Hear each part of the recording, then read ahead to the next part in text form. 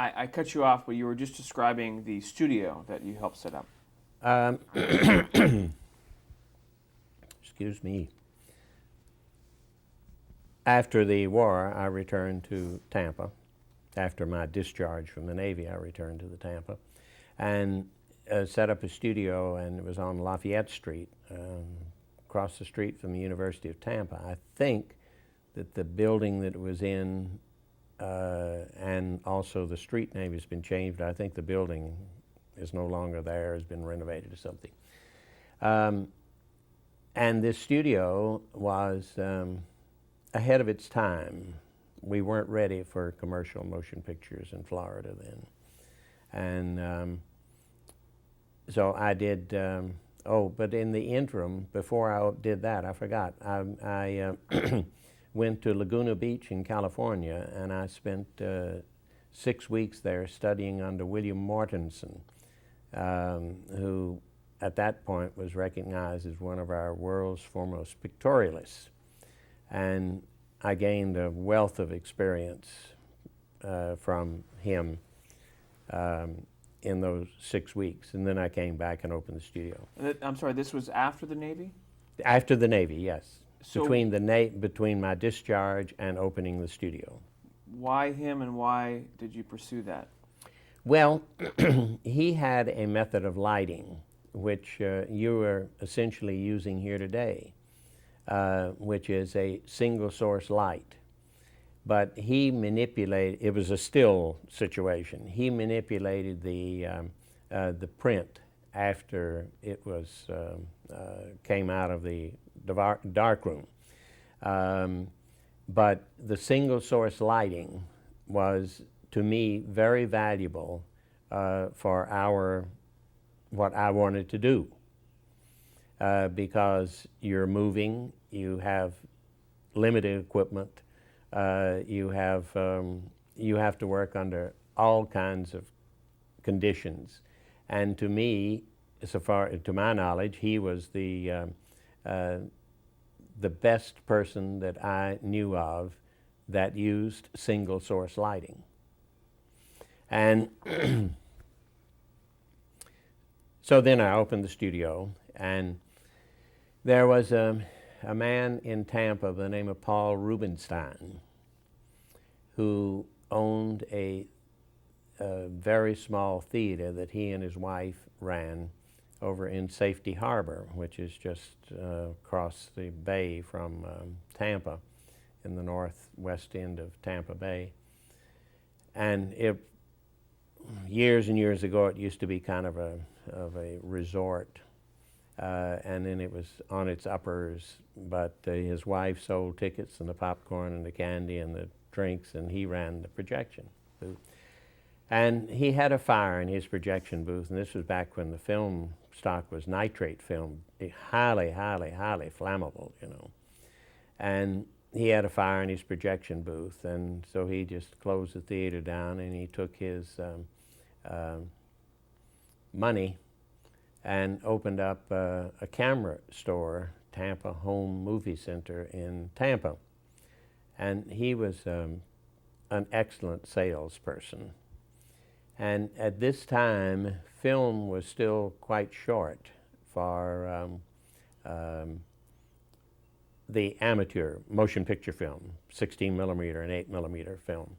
And of course, the 8 millimeter film was 16 millimeter in width, and after it was processed, you split it and you had 8 millimeter film out of it.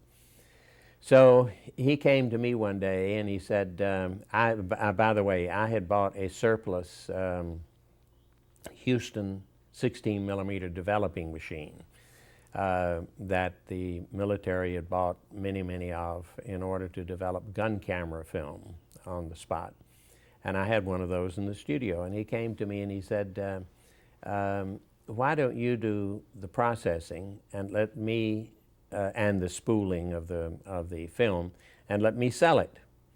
And so we were selling 8 millimeter and 16 millimeter film to fill in for the fact that Kodak was not able to deliver as much as the public was demanding. So we were processing all night long the film that would come in that particular day. So we really gave better service and processing than Kodak, because your Kodak film had to go to Atlanta for processing. So all of the people in Tampa, they would use our THM film, and they had overnight processing on it, you know. I want to just clarify something. The 16 millimeter that was split, did you split that prior to loading? No. It was all processed and dried, and then it was split. So when it was going through the camera, it was actually 16 millimeter. It was 16 millimeters in width, but if it was if it was going through an 8 millimeter camera, I'm sorry, I sat up. Do you want to? When it was going through the camera, it was 16 millimeters in width, but it had sprockets on both sides, and so your 16 millimeter camera had a daylight loading spool. I mean, your 8 millimeter. Your 8 millimeter camera had a daylight loading spool, which was 16 millimeters in width. And when you put it in your camera, you exposed one side of it, and then you turned it over and you exposed the other side. So it was 25 feet and 25 feet. So you would take the cartridge out and turn it around? That kind of thing? No, in the beginning, it was a daylight loading spool. I see. And then later they came in with the magazines and such as that. But then, and you processed it and dried it as 16 millimeter. And then you ran it through a splitter and you spliced it together, and you had 50 feet of 8 millimeter film. Wow. And of course, once you split it, then the sprockets will all be Well, the corresponding. proper Right. side and Okay. so forth, yeah. Sorry, you were just coming back to the studio, and you were I don't remember where you were actually. Well, I opened the studio, and I was doing commercial work and, you know, whatever helped keep the wolf away from the door. And then I started freelancing for the theatrical newsreels. And about the most work that you had in the Florida area then was the Rose Bowl and the air show in Miami and a hurricane coming through, spring training of baseball, the opening of Cypress Gardens, Silver Springs, and such as that. And now, what company made the theatrical newsreels?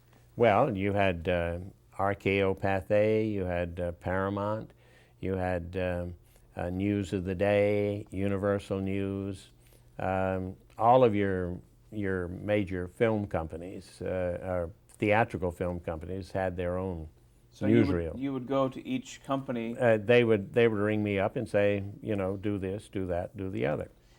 Why did they ring you up? Had you established a reputation? Oh yes, I'd established my credential with them. And what kind of cameras were you using at that point? IMO.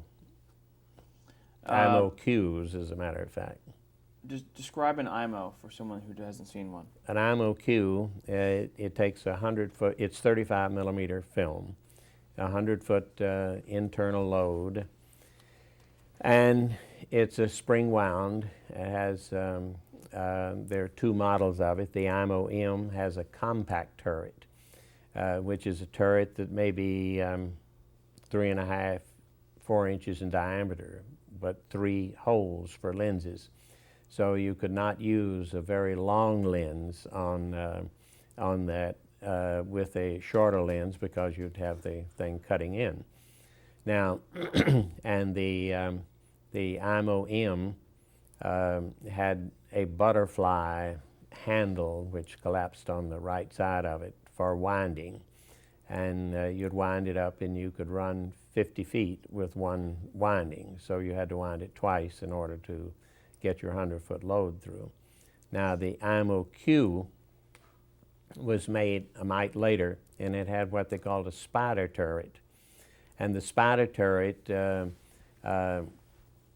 looked like a a bit of a triangle, and it kept the lenses much further apart, so you could use a longer lens on and keep it on your turret, and it wouldn't cut in with your shorter lenses.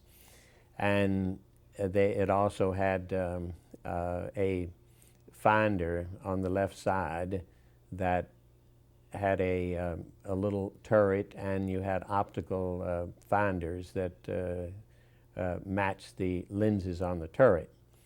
But the camera itself, the spring was so strong that instead of having the butterfly handle as you had on the Ammo M, you had a crank handle, which was detachable. We all carried it in our right hip pocket. And I found out that if you lose your handle, and this happened to me in Haiti, I fell and I lost my handle. I was able to retrieve it later. I found out that you can take, in those days, the doorknob from an old door which had the square peg on it, and it was a lot harder, of course, because you didn't have the leverage that you had on the handle, but you could still wind your camera. And the Ammo Q also had an attachment for putting a 400-foot magazine on it and to put a 12-volt non-synchronous motor. And these were all shot without sound at this point, correct? Oh yes, they were terribly noisy, terribly noisy. So the footage that you would shoot would then be sent back to whatever, New York. To New York, where they were cut and distributed. Mm-hmm. And when, you know, you had Lowell Thomas, and you had all of those that did the narrating and so forth, and they would dub the sound effects in and so forth. You had mentioned the different companies, Warner Pathé being another one, correct? Warner Pathé, let's see, it was RKO Pathé. Now, I think that I'm accurate in this. I think it was first RKO Pathé, and then I think Warner Brothers bought that out. And then there was Universal News, and then there was News of the Day, and then there was Paramount. And if you've ever looked at any of the old films, the Paramount thing was the audio Oakley camera with the twin lenses, and it was into the camera.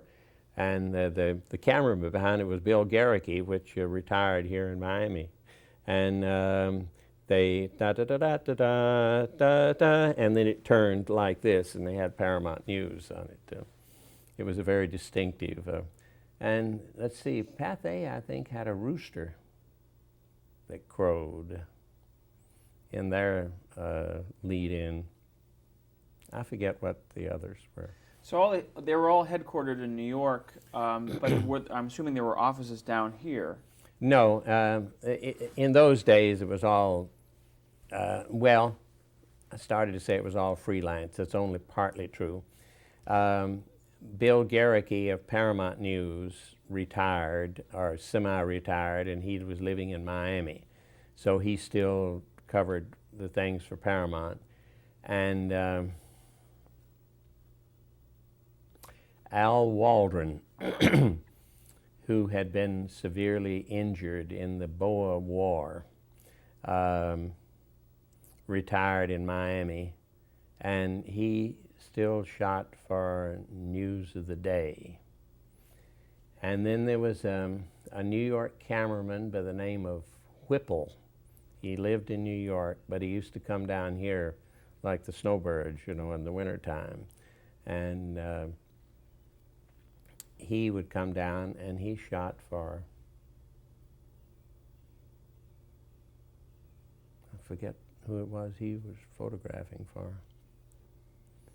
And then everything else was freelance. So were all the, everything you shot, was that on a tripod? Oh, not necessarily at all. It had handheld as well? Oh, yes. It was 99% handheld in those days. Was there anyone down here, I guess I was asking earlier, was there anyone down here directing what you shot? Oh, no, no, no. It was just covering an event and sending it up? That's right. Would you see the final product? On the screen. On the screen. in the theater. So you'd go into the theater and watch your Yeah, own work. sure. Was that fun? Or did you enjoy Oh, that? sure. You'd learn from it, and learn what they used, and because you know what you had photographed. So then you see what their editors felt was of interest. So did you own your own equipment at this Oh point? yes, yes. Mm-hmm. And so the upkeep and all that as well. Oh yes. Mm-hmm. Was it expensive, or was it a challenge as far as parts and all that? If something broke, or if just the maintenance of those cameras? Well, I guess it was. The IMO, I don't recall ever having to have it repaired. But you see, the military had purchased, hundreds and hundreds and hundreds of all kinds of cameras, and they have become surplus. So you could buy an IMO-Q or an IMO-M for a little of nothing in surplus, and mine came out of the military, military surplus. Huh. During this time, did you ever shoot outside the country?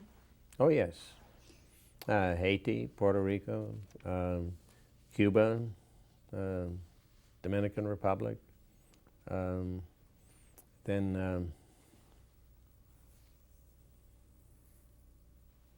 was in Mexico. Kenya? You shot in Kenya? Yeah, well, that was a little bit later. That was later. Okay. These at that time, what was the atmosphere like in Haiti, in regards to Haiti and Cuba and all that? Did you get any interference? Were there any obstacles as far as shooting what you needed to shoot? Well, the only time I've ever been arrested in my life was in Haiti. I should say detained, not really arrested. I had flown down the previous day on Pan American from Miami on probably a Martin 202, I think was what they were flying those days, from Miami to Camagüey to Port-au-Prince to San Juan and so forth.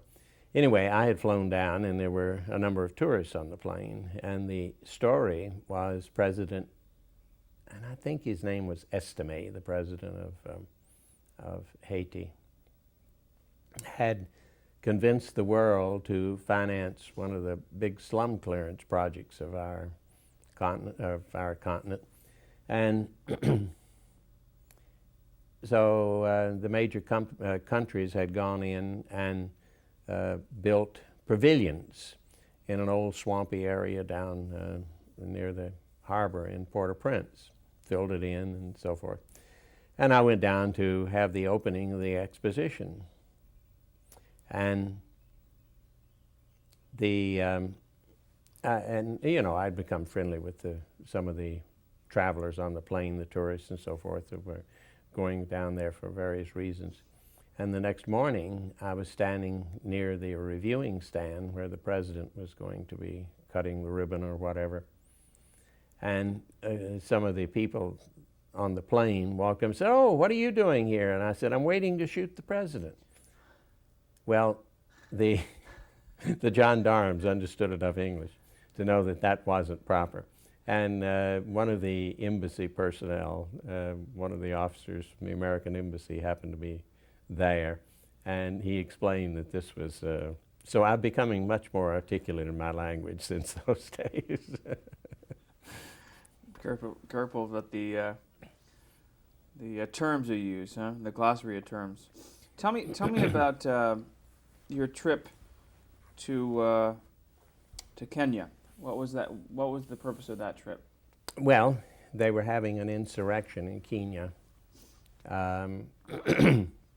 The Mau Mau were acting up over there, and they mainly did their fighting with big, ugly, bolo-like knives, And who were the Mau Mau? The Mau Mau was one of the many African tribes, and they wished to, if my memory doesn't fail me, they wished to have some of the southern territory, which is now, oh golly, I can't remember the names of the plain. It's in the southwest part of Kenya. Anyway, they wanted control over an area, and they were fighting the government for it. And of course, the British were there then, you know, so any white skin was fair game. And They were fighting the British, trying to get them out of that well, territory. no, they were just trying to get. Yes, you're right. They were trying to gain local control over an area, you know, which there was under British control, you know. Now, how extensive this local control would have been, I don't recall. But we always had to watch our backside in there because they'd like to sneak up behind you and with their knives. So my sound man used to, when I would set the camera up on a tripod, he used to stand with his back touching my back so that we had eyes going in both directions. And we never had a confrontation. You know, we had no one ever attacked us, you know, but we certainly took good precautions. How long were you over there? Do you recall? Oh, 3 or 4 months. Wow. And at this point, now you're shooting sound. Yes. So were you shooting 16 or did you go to No, 35? Everything was 35 millimeter for the theatrical newsreels. And so this was the point where still before CBS, of course. So this was that period of time. Yes, where you still right. What were the challenges of shooting sound as compared to, especially when you first started shooting sound? What were the challenges that you had to face as opposed to when you were shooting silent? Well, I guess the main challenge was transportation, because you increase the number of cases and the weight of the cases and such as that tremendously. Your camera was quite large. It was a wall camera, which to an untrained eye looks very much like the N.C. Mitchell camera. It had a rack over on it, and you had a 1,000-foot magazine, and you had a heavy tripod, and most of us used gyro tripods in those days.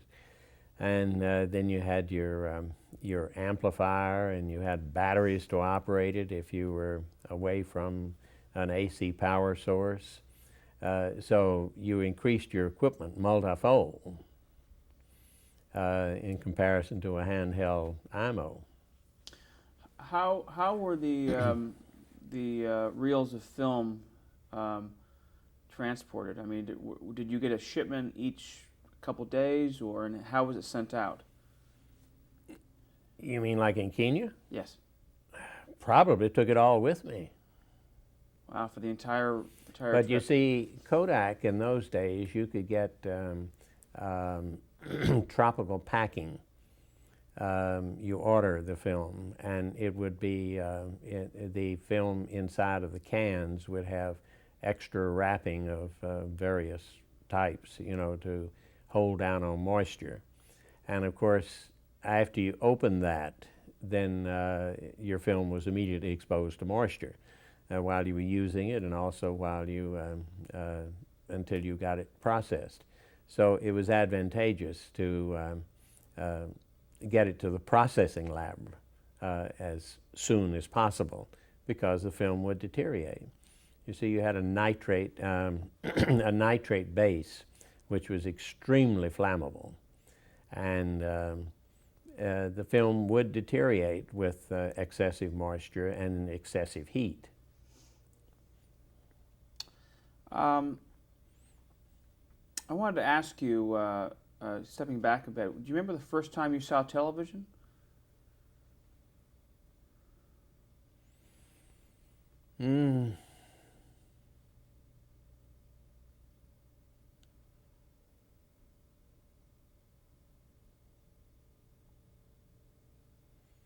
I don't know the first time. An early time would have been in our own home, when we had a little 6-inch set with rabbit ears. Any particular shows that you recall watching? Not really. No, no. Television really wasn't that much, you know. And so the screen was obviously very small, and the It was reception. no more than 8 inches across, probably nearer 6 inches. It was quite small, but the case was quite large because everything in it was vacuum tubes and such as that. Do you remember when your footage was first shown on television?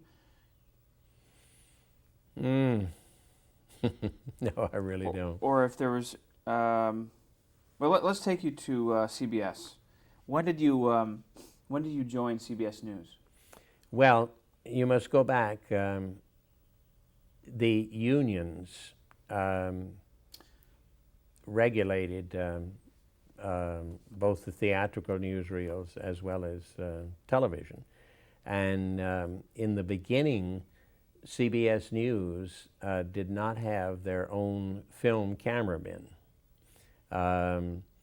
They had a contract with Telenews Corporation, and we all worked for Telenews, but the entire output went to CBS.